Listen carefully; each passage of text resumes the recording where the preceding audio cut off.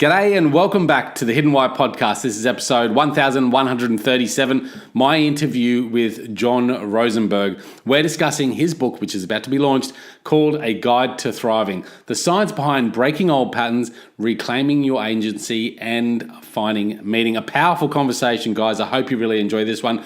I did. I've been doing this for years now, but I always get something out of these meaningful conversations, powerful conversations that can just elicit a bit of a change of perspective, get you to start to think a bit more and personally think about your life internally, what you're doing right, what you're doing well, what you could change, what you could do differently to thrive better in your life. And I love this conversation. We talked a lot about awareness and reflection and mindfulness and the tools that we can use to create that and bring more of that into our lives. And rather than sitting in this world spinning without any great intent, we talk about slowing down and really honing in on what's important internally and grabbing hold of that so we can thrive and really live a beautiful, freeing experience in life. So great conversation, guys. I hope you enjoy it as well. Interview with Jon Rosemberg. We'll catch you at the other end. Enjoy this one. G'day, Jon. Welcome to the Hidden Why podcast. Great to have you here today. It's a pleasure to be here, Leigh. Thanks for the invitation. You got a beautiful background there, lots of plants. Yeah, lots of plants. Well, I'm in Canada, so we need to have lots of plants, especially during the winter. Yeah. Yeah, it's lovely, isn't it, to have plants in the office? My trouble is looking after them. Yes. Well, I'm lucky enough that my partner Adriana has a very good green thumb, so she helps. Excellent. Perfect partnership. And so based in Canada, whereabouts? I am in Toronto. I am in Okay. Toronto, Nice. Canada. Yes. Yeah. Yeah. Perfect. Well, mate, looking forward to our conversation today, A Guide to Thriving. Everyone wants to thrive in life. Yes. Well, I would hope so. What other way is there to live, I would right? hope so too. Yeah. Yes. I would hope So so too. so Yeah. you've got a couple of decades in helping organizations, but also individuals sort of have those breakthroughs and thrive, I guess. Tell us a little bit about your backstory. Yeah. So I was born in Caracas, Venezuela, actually. Right. I'm not sure if you've been following the politics, but it's been a tough time for the country, right? You have about 5 million people who have emigrated, including me. And I felt like for the first 40 years of my life, I was in survival mode. And I describe survival mode as this like 911, right? You're constantly bracing for the next threat. You're constantly protecting yourself. You're overthinking. You might not be paying attention to your body or to your needs or to the relationships that matter most to you because you're hyper focused on what Mm. matters, what the next thing is on putting out a fire. Yeah. Mm. And and about 7 years ago, I started on this journey and in learning how to thrive. What does thriving mean, and what does that look like? And what I learned is that over the past 25 years, there's been a tremendous amount of research done into human thriving or human flourishing or well-being, and that a lot of this information hasn't been made public just yet. Okay. So that was kind of like the spark that ignited this book. So what were you doing then when you had that sort of breakthrough yourself? Ah, very good question. I was working for a Canadian retailer, and as a matter of Right. fact, if I recall correctly, I was on a flight to Calgary, from Toronto to Calgary. I was going to we were buying a new distribution center in Calgary, and Yeah. as I was on the plane, I was browsing Netflix, and I came across this stand-up comedy special by Hannah Gadsby, who you may know, Mm. and called Nanette. And as I was watching it, there was a moment where she shifts from telling jokes to telling a very personal and very vulnerable story. And in that moment, I found myself feeling this overwhelming emotion, and I had one tear drop, down my cheek. And I think that Hmm. was the first time that I dropped a tear in 30 years. And suddenly something opened up for me. And I couldn't ignore anymore that, this hard shell that I had built for myself to look, invulnerable, and completely, kind of having it all together. This shell started to fall apart, and in that moment, my life in a way changed, and I started to get really, really curious about what it meant to feel my emotions, to Yeah. really understand my thoughts and understand my body. Okay. So, yeah. Interesting how a show on Netflix can have that engagement and emotional sort of change within someone. Yes, it was. I would say maybe a moment of awe, just by seeing this thing. What was the name of the show? It's called Nanette. It's a stand-up special by Hannah Gatsby. Anna She's Gatsby. a queer comedian. Yeah. Yeah. Yeah. Okay. Wow. So at that stage, what was the pivotal? I mean, obviously the something got you there, but what happened after that? Like, what was the thing that changed? Yeah, so I think that moment of vulnerability showed me something that I was avoiding to see. So of course I started trying to engage with people differently, but I found that my habits were so deeply ingrained that that was really hard. So eventually that led to self-exploration. It led to working with a coach. It led to taking courses and doing different things. And it led me to the Masters of Applied Positive Psychology at the University of Pennsylvania. Oh, And the moment I started kind of diving into the science of thriving, it was the moment that the final, like, real aha moment came for me. And it was like, oh my God, there's people who've been studying this for decades, scientists, mm. um, on top of the philosophers that have been exploring these questions for thousands of years. Yeah, yeah, yeah. So science kind of helped make it real for me because that's how I digest information. Hmm. There may be other people who find it through spirituality or who find it through, exercise. But in this case, science was kind of what opened my mind. It cracked me open Yeah. to start seeing the world differently. So you dived in deep. You went and got a master's in what was it? Master's in, I know you wrote it somewhere. It's called applied positive psychology. Okay. Okay. That's pretty, and so that was later in life, right? Yeah, this was a few years ago, right? Yeah. And so I would say coming out of the masters, I kind of started putting two and two together, and I said, okay, I got to make this into a book because I think other people who may have gone through a similar experience than I have may be interested in seeing it. And Leigh, I spent 20 plus years in the corporate world, climbing the corporate ladder and just looking for the next title, the next race, the bigger team, status, Yeah. power, wealth. Like those were my big, big drivers. So all of Yeah. those extrinsic motivators.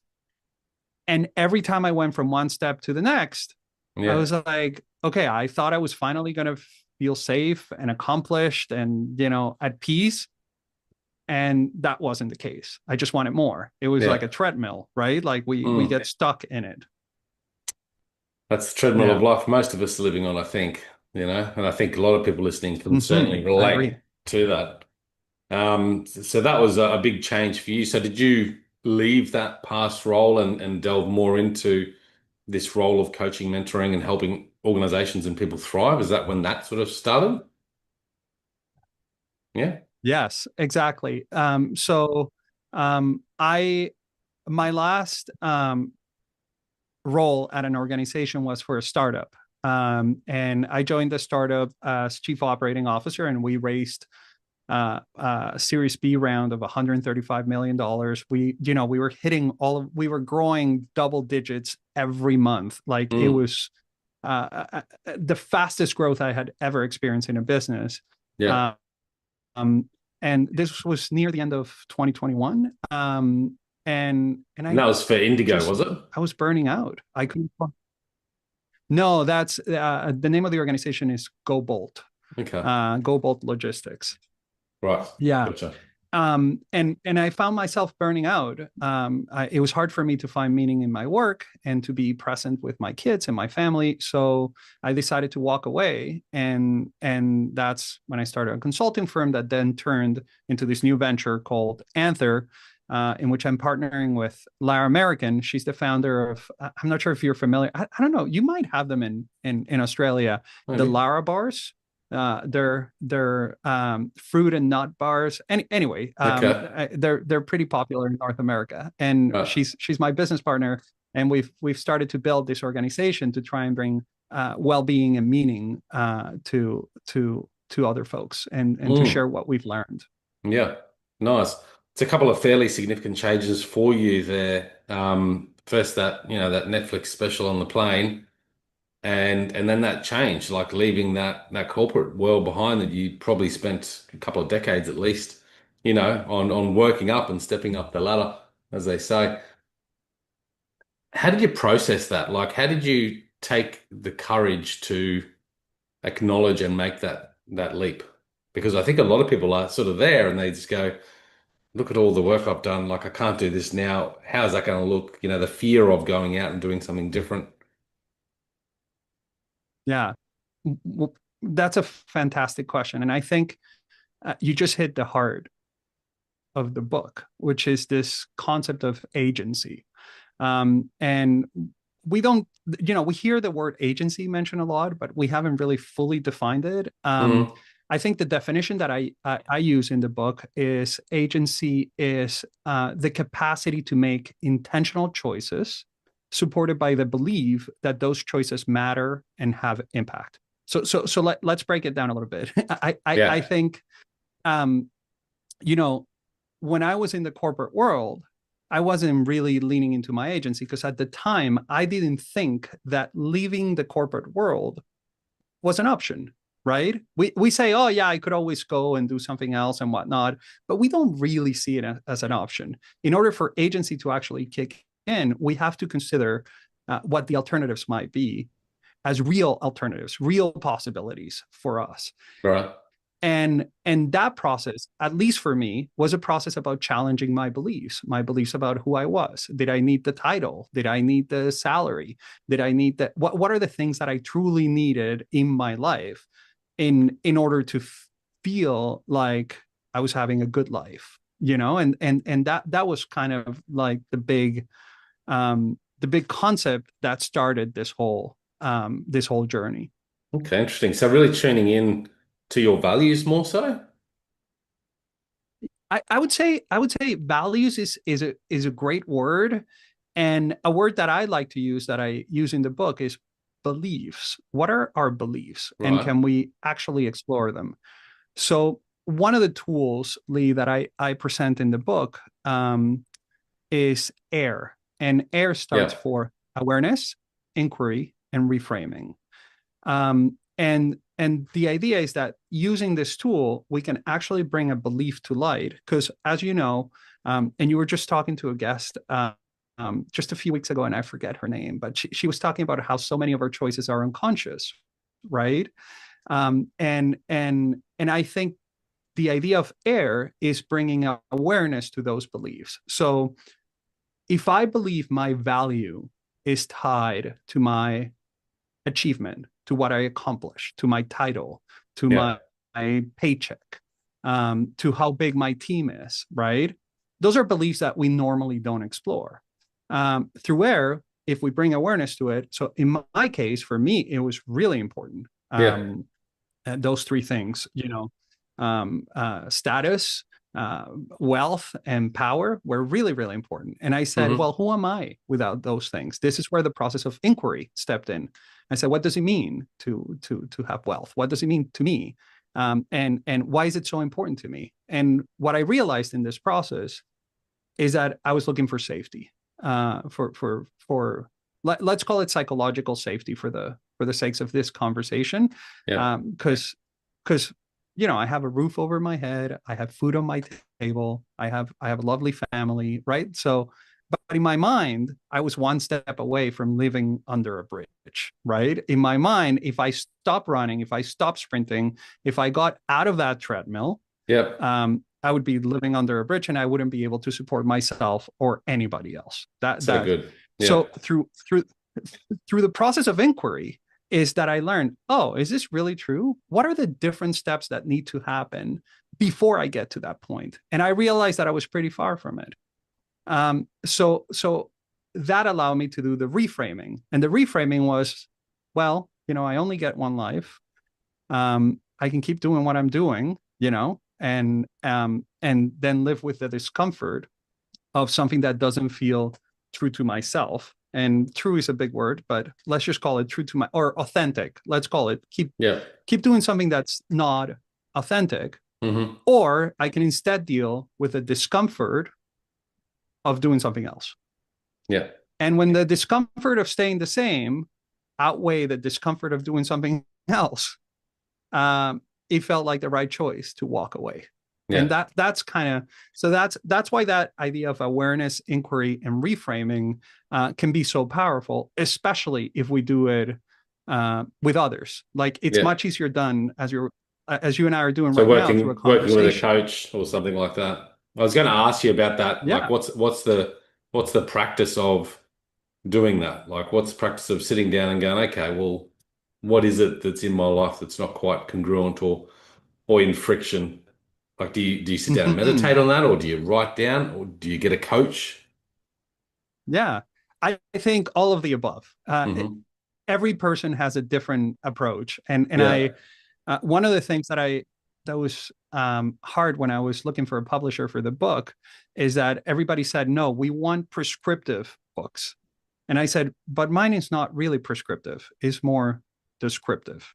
I'm trying to give the reader ideas and questions to allow the reader to use their agency to figure out what the right way is for them.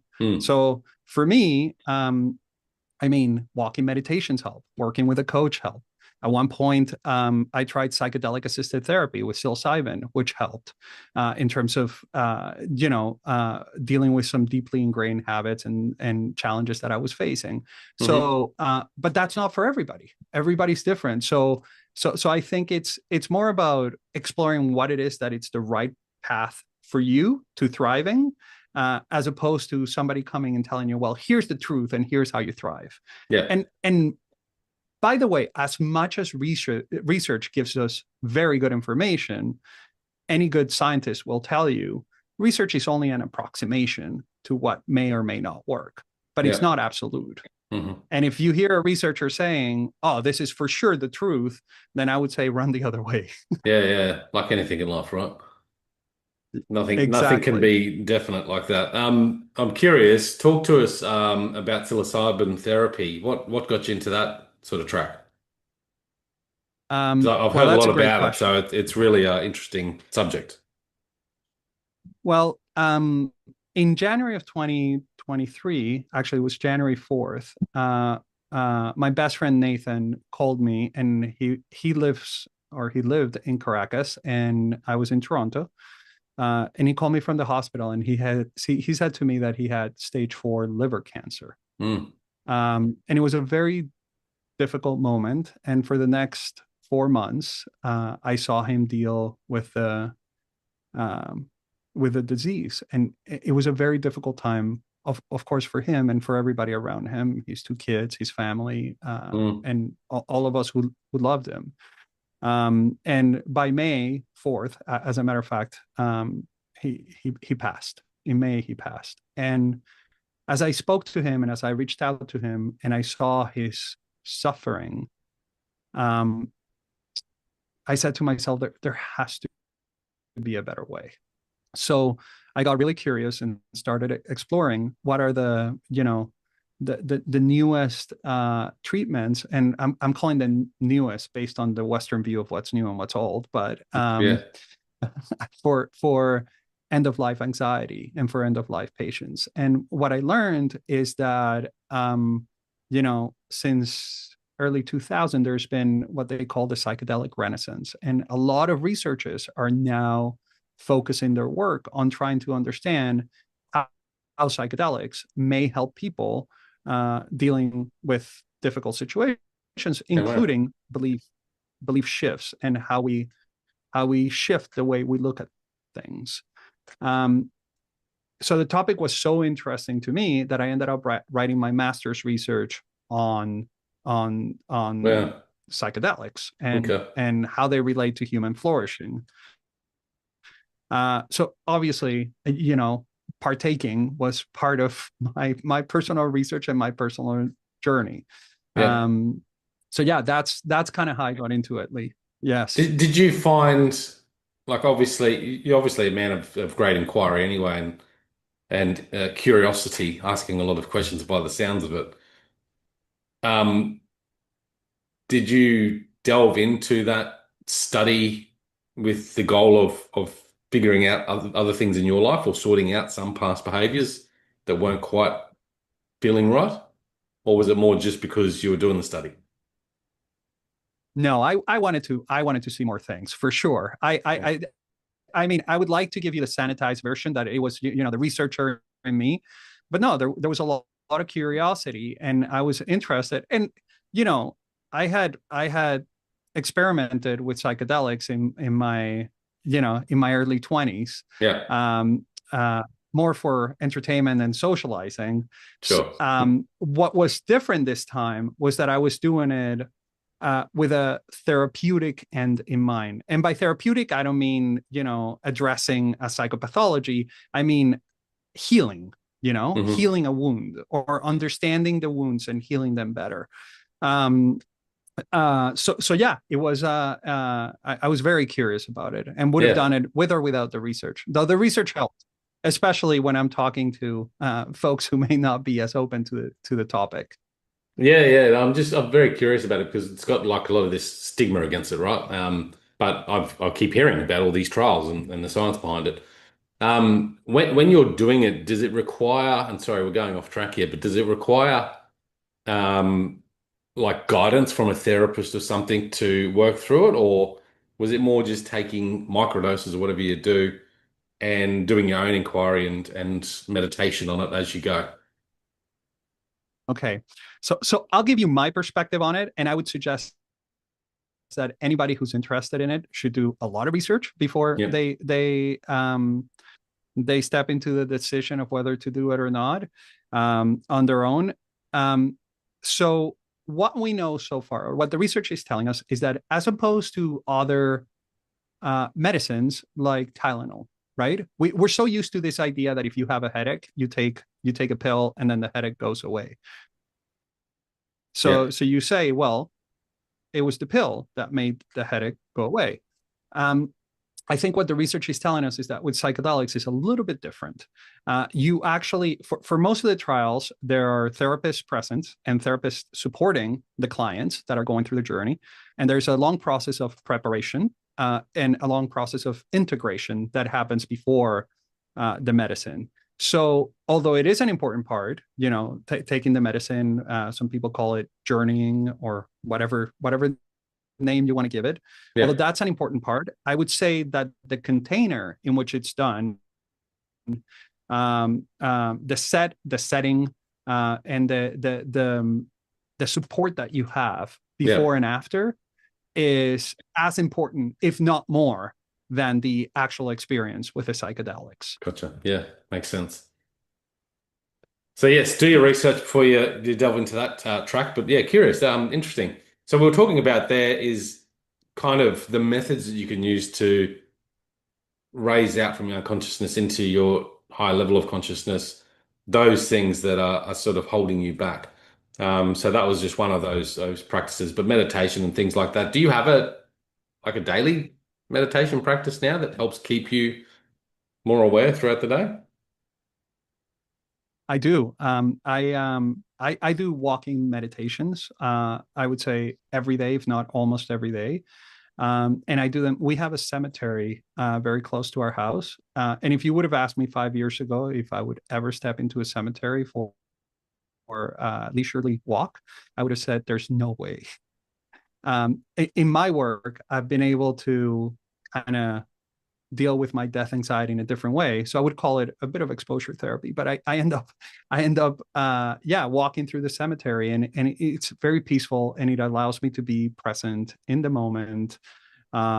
and it's very helpful. I would say, to your point, Lee, I think there are many other things people can do. Yeah. From listening to music, to reading poetry, to going into nature, to physical activity. I think the number of activities available to us that can help find that kind of more regulated state and eventually lead to thriving is countless. It's Mm. just we haven't been taught how to do that, right? Like Yeah. nobody teaches us when we're kids. Here's what you do in order to thrive, right? Like, or here's what you need to learn about yourself in order to figure out what are the activities or the conversations or the exposure that to others that helps you thrive versus not. And so I think that's become kind of um, my mission, at least for the time being, to understand that a little bit better. Sounds very counterintuitive, I guess, in this day and age to slow down, to go for a walk in a cemetery. We've got so much overwhelm. We're on this treadmill, like you said. Do this, do more, do that, emails this, whatever. There's just everything's on top of us, and we don't have capacity to just go, boom, let it go. What's really important here? Yeah. So, Lee, would you be open to doing a quick exercise with me and maybe testing out this all that we've been talking about so far? Sure, let's do it. Ah, uh, so let me ask you: have you ever felt like you're in survival mode? Yeah, I could Okay, probably what relate does to that an feel? example to you before, like accomplishment, right? I've gone through in the last few years a real search for balance, and that is, more slowing down. For years now, I've had this morning routine of meditation and exercise, and that's really helped me thrive.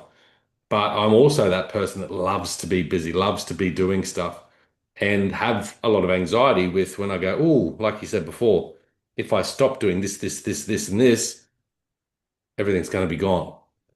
But then I also have Hmm. this awareness of looking at worst case scenario and go, well, hang on a second. Look what I've done so far in life. Look what I've got today. Look what I can be grateful for.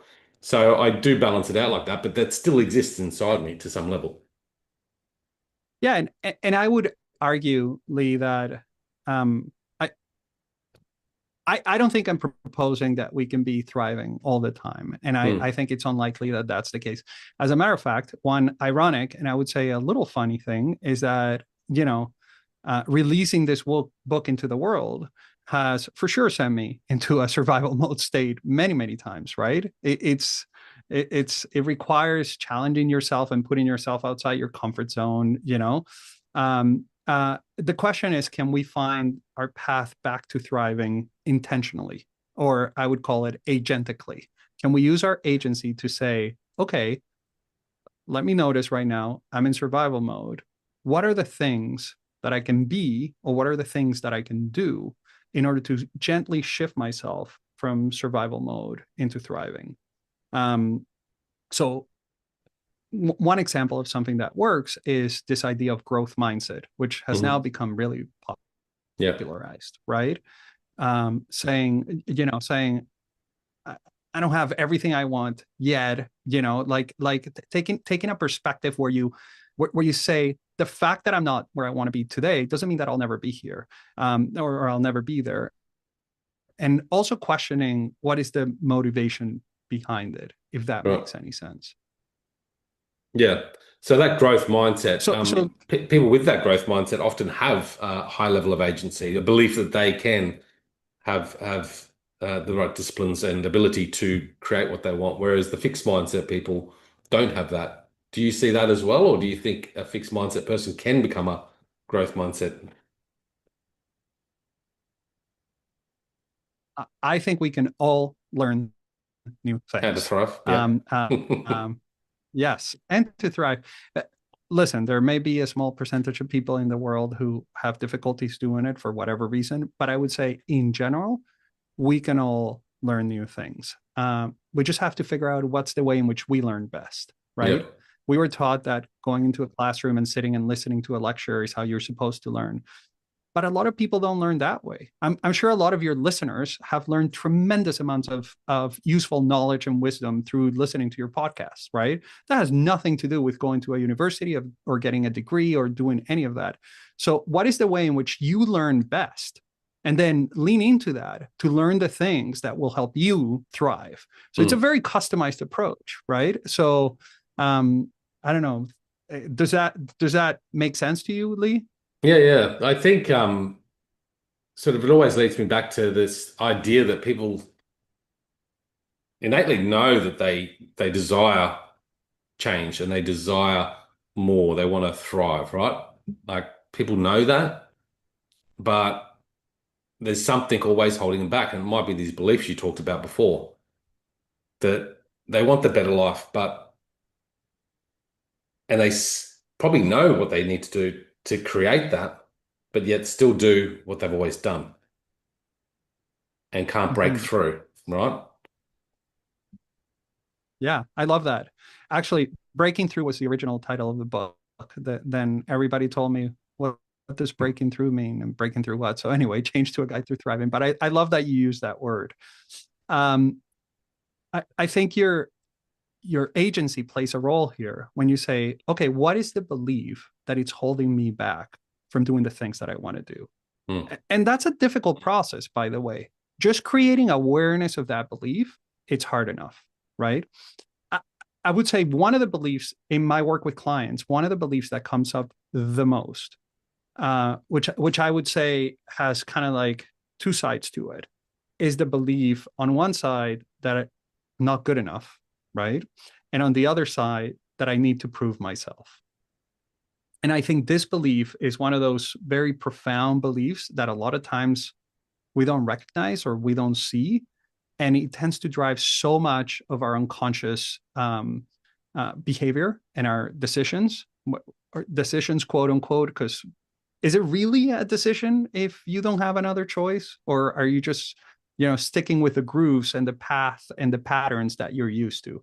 That's a big question. So the moment you surface the belief and you start inquiring into it, you start asking questions about it, then suddenly this thing that originally was just black or just white becomes black and white.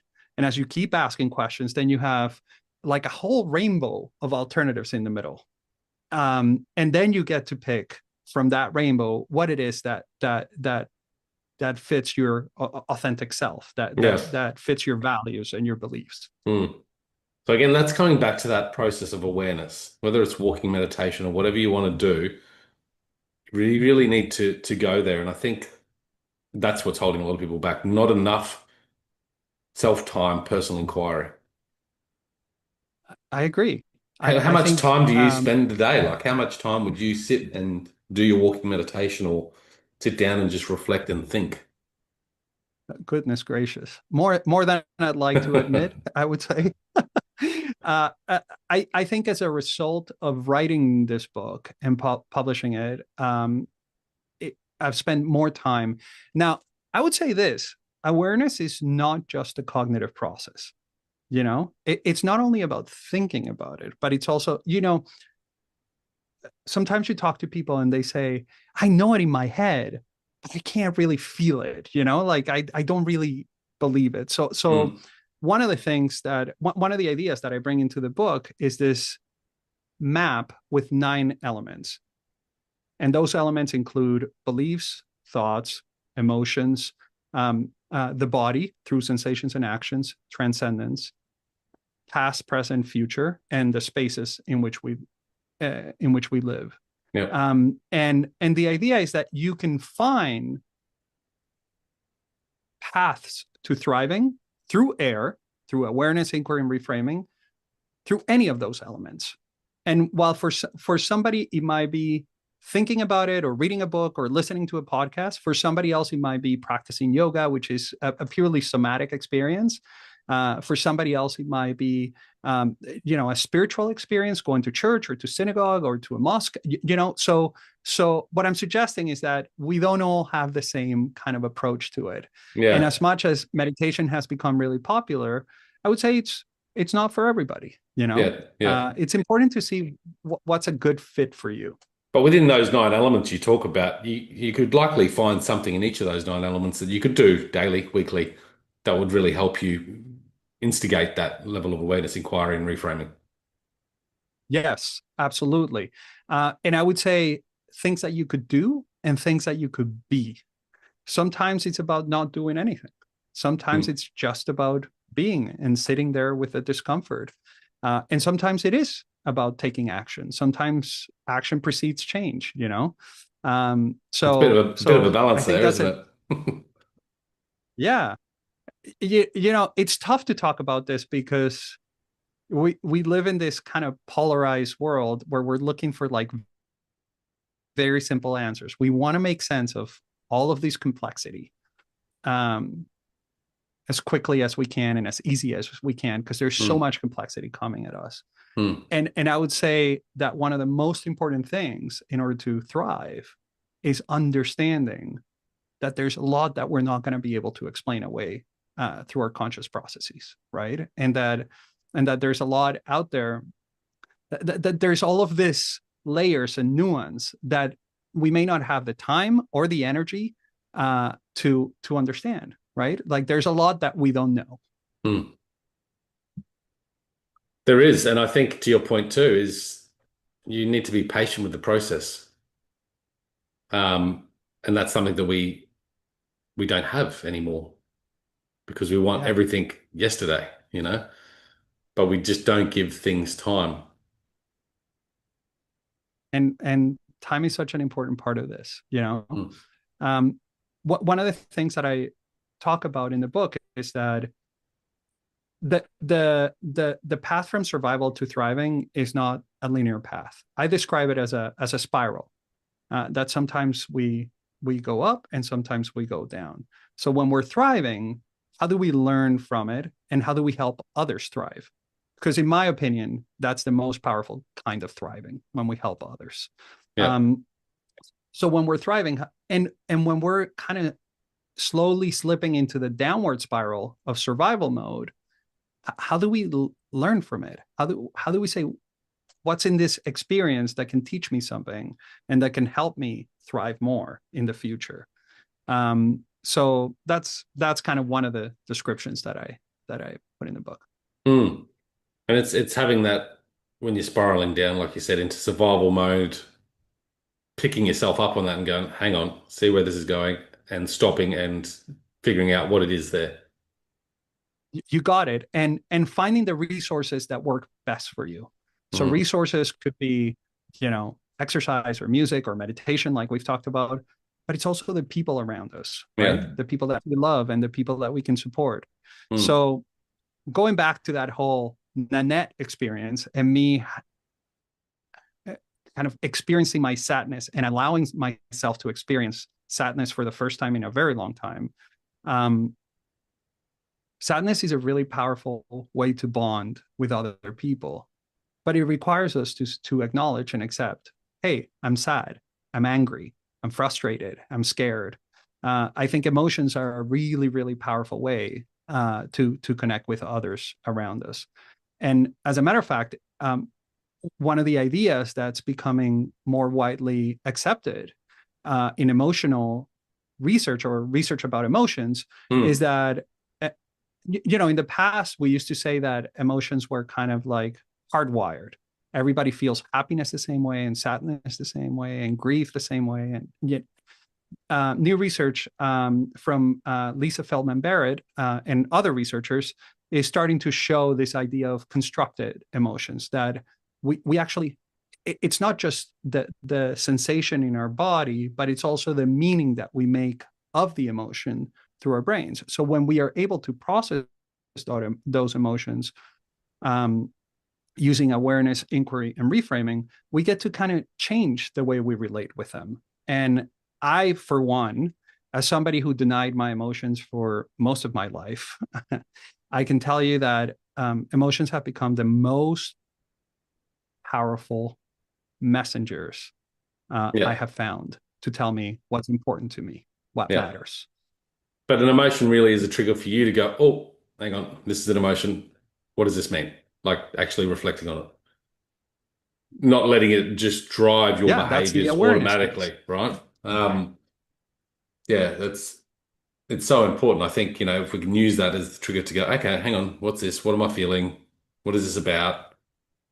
We can, yeah, like attach that meaning to it, in a more conducive way going forward. Yeah, that's really cool stuff. I love it. I think to get there is always a challenge, but I think you can just make that first step and make that choice to practice some of these Mhm. things a bit more deeply. I am curious about your walking meditation and how that looks. How long do you walk for? Like, and what are you doing? Are you thinking about work and your projects and the book launch, or are you deliberately trying to reflect on the dead? It's a great question, and it depends. It depends on the day. That's the short answer. Sometimes I have my headphones on and I'm listening to music, right? And sometimes I take them off and I'm trying to connect with the environment around me. Um, Sometimes I am thinking about life and death, and sometimes my mind just it's just running. This morning I had I went for a walking meditation that was about 2 hours long, and I was thinking about recording this podcast with you, Leigh, and what were the messages that I wanted to convey. And as much as I wanted to, kind of find that meditative Zen space, I couldn't because I was excited about talking to you, and so I said, "Oh, there's excitement here." What does that mean? It means that this is important to me and that I want to do a good job and I want to connect with you and with the listeners. And so in that process, um, I kind of narrowed it down to say, what is my intention for my conversation with Leigh when I talked to him today? And I said, okay, my intention is to offer your listeners one moment where they can go, huh, maybe that's a different perspective I hadn't considered. That was my intention. So maybe I accomplished it. Maybe I didn't. There may be some listeners saying, what is this guy talking about? And others who are saying, I never thought about it that way. Um, so that's what the meditation did for me this Yep. morning. Tomorrow it Yeah. may be different, uh, Cool. I but I like am it. taking the time to center and to just kind of try and figure out what it is that what how's my agency going to help me get through the day. Yeah. Yeah, but I like that. I mean, having that practice to then create the intention. And I think intention needs to connect with your values. If you know your values, have that practice of awareness in the morning. Okay, what's the intention for today? How do I want to show up? How do I want to be? And then really go into that, like with each different project that you might have. Really, really important. I was going to ask you a question before because you talked about spiraling into survival. But what about spiraling up into thriving, where it gets to a point where you're just hyper, you're on fire, like you said, when you're in the corporate world, you've just got that new gig, that pay raise, whatever it might be, and you feel like it's just great, but it never lasts. And perhaps it's because we're not Uh, connected with that inner soul. We're driven by all those external factors that are making us feel like we're on top of the world. You know what I mean? Whereas sometimes on top of the world can actually be I know more when you're just damn right connected with, hey, how grateful am I for this life and what I've got and how things are. I think gratitude is a phenomenal path to thriving. I think for many people that works really well, and lots of research supports that. Hmm. Now, can I ask you a question, Leigh? Yeah. How do you define thriving for you? Um, a sense of deeper joy for for life in any given moment, regardless of the pain that I'm in or the joy that I'm experiencing. Just a sense of deep groundedness. And I'll give you a story. When I traveled, so I've always been this person that wants to accomplish. I went to corporate and climbed the ladder and did all that. Even in my own business now, I still thrive in the sense of I just want to have this success for whatever reason. It doesn't make any sense, but I guess it's a sense of safety and security, like you said as well. Anyway, there was this time in my life where I decided to pack up everything and we moved to Japan. And I left the corporate world, I left everything behind, and got there, three suitcases, couple of kids, three in one. And I remember I did a jog around the neighborhood every couple of days, and I was doing this jog down this paddock, oh, this road between rice paddocks. And I had this feeling like where it was just like, I was like, it was just a relief, like how grateful I was for life. And I didn't have a high-paying job. I didn't have a house, a car, or anything of those things that. And that for me is thriving, when you feel so comfortable in life that nothing else matters. You're just happy. That's beautiful. What a and what a great definition of thriving, Leigh. I think it resonates with me a lot. Now, can I ask you, what about that moment do you think gave you that sense of thriving? Uh, I was more connected within. There was a level of freedom. I didn't feel trapped by society or anything like that. But there was That's really concerns. powerful. There was concerns, There was, Of course. like, okay, well, earning this, how's that going to look in the future? How do I set myself and my family up for the future? So they came back to reality at some point along the line. But it Of is course. finding that balance, because that was one extreme to the other in my experience. I get that. And Mm. the balance is probably the hardest part. Now, you used the word freedom to describe this thriving experience. And I'm curious if there was one practice that you could do, no matter how small, that would give you a little bit more freedom in your life, what would that be? That'd be meditation. Hey, Yeah. Yeah. I think it's one of the hardest practices to do. Any form of meditation, for me particularly, slowing down, definitely the hardest thing for me to do. But if I could do that more and do that better, I think it would definitely bring a greater sense of thrive into my life. you know, it's interesting because you're talking about slowing down, and, and when you were describing your thriving moment, you were jogging, right? Did I catch that Yeah, correctly? yeah, yeah, it was. So maybe there is something to that, right? What I'm suggesting here is that we've been fed all of these stories about what meditation may look like, and I have a little meditation pillow here in my office that I've probably used twice, because I can't meditate sitting down. I need to be walking or running, or Yeah, I'm suggesting that maybe challenging some of the common ideas about what meditation is. I would I would I think I use the term mindfulness in the book instead of meditation. And mindfulness yeah, defined as being in the present moment with non-judgmental awareness, right? yeah, yeah, And I think, especially if we're running all day in our day-to-day lives, like I'm sure you finish this podcast, it's probably what 6 a.m. Where seven you o'clock in the are. morning. Yeah, Uh, yeah, and then you have a full day, right? Like we just started with this deep conversation. Now you got to go and do all of the things that your day have. So to suggest that you have to kind of sit in a meditation pillow, play some Zen music, and then suddenly slow down, that may be really hard.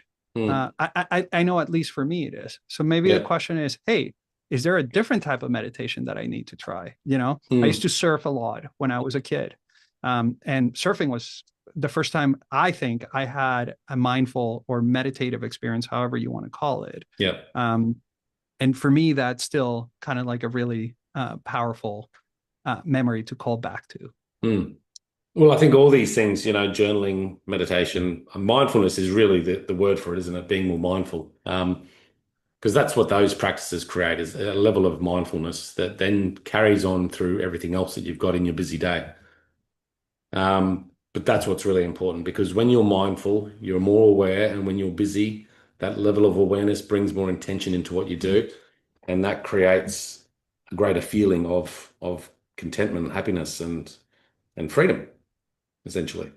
Yeah, yeah, I love it. It's thriving. I think you've defined it beautifully, Leigh. Now, I'm going to suggest a small practice for you Yeah. or for your listeners, Yeah. and this is one.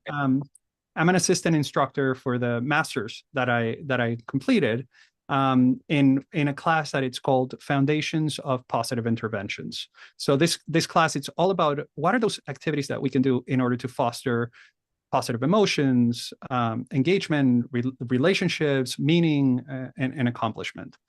Um, and I really like this is a small practice. And the way I started doing it is I just printed these 3 questions and I put them on my mirror in my bathroom.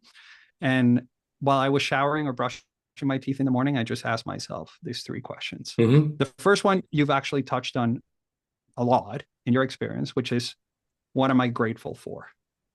Yeah. Just figuring out, and that could be, there's warm water in the shower. I'm going to have the best cup of coffee in just 10 minutes. Whatever that looks like, or I just had the best cup of coffee, or, I had a great sleep last night. It doesn't matter how literal it is. Yeah. A Yeah. little moment of gratitude can bring you into that present moment. Yeah. The second one is, what am I proud of? So just taking stock of what has happened to you in the past day, the past week, the past month, and just picking one thing that you're proud of. And that might be, I had a difficult conversation at work yesterday, or I sent that email and I think that email was awesome. And that's it. It's just a tiny, tiny little moment. It doesn't have to be a big thing. And the third one is, what am I excited about? What is one thing that you're really excited about in the future? And what does it mean to you? Mm-hmm. I'm taking my kids to a show tomorrow, and I've been really excited about that all of this week. So I've been able to savor that moment and really get the most of it. It's awesome. So yeah, that's a. What do you go for? What are you proud of, and what are you excited about? That's it. You got it. Good one. You can start teaching the kids too, hey? They have Lovely. it. They have it on their bathroom mirror too. I don't know if they do it, but they have it. Mate, really exciting conversation. Thank you for coming on and sharing today. I want to give you a chance to shout out to the audience where they can find you, reach you. Obviously, we'll get a book link into the show notes for your book as well. But yeah. Yeah. So, like I said, I just launched this company 6 months ago. It's called Anther, like Panther, but without the P. And the website is antherglobal.com. Mm-hmm. So if you're interested in seeing the type of work that we do at Anther, please reach out that way. And if you want to learn about the book and about my work, you can go to guidetothriving.com. That's as simple as that, guidetothriving.com. There's actually a quiz there that you can do to see if you're in survival mode or thriving. It's 12 questions. It's very simple. It takes like less than 2 minutes. So if you go to guidetothriving.com, you can take the quiz and you can subscribe to a 10-day challenge, email challenge. That basically does what we did today, Leigh, in a bit of a simpler way. Guidetothriving.com. I'm just typing it in now. I'll get that up in the show notes as well. Take the quiz, guys. Take the quiz. Thank you. Mate, pleasure. I'm glad this worked today. As I said, we had a bit of an internet problem at my house, but the tethering seemed to work perfectly. So thank you so much for coming on. Appreciate you and appreciate you sharing. Thank you, Leigh. And by the way, I'm so impressed that you've done 1,130 something of these episodes. That's incredible. I hope you keep doing them for many years to come, because they're great. It's hard to give up now. I love it too much, but yes, we've been doing it for a while. So here I might be 60, 70 still doing them. Hopefully. I do love it. So, well, I hope to come back on then. Yes, we will have you back. Well, thank you. And guys, check it out, thehiddenwhy.com. Show notes will be there. All the links to Jon there as well. So make sure you reach out and connect. And until next time, peace, passion, and purpose. See you soon. Well, there you have it, guys. My interview with Jon Rosemberg. Again, links in the show notes at thehiddenwhy.com.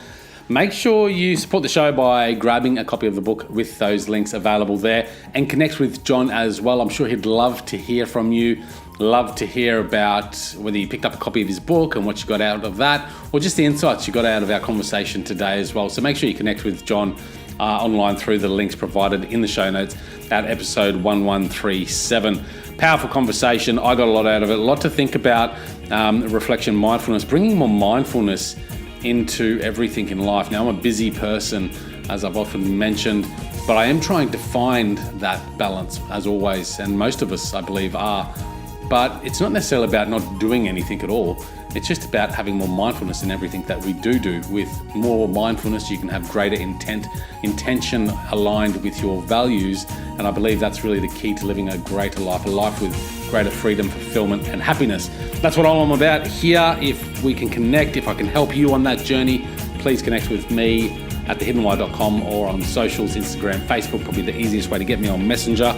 And mate, we'd love to speak to you, would love to connect, and we'll catch you next episode on the Hidden Why podcast. Have a great week ahead.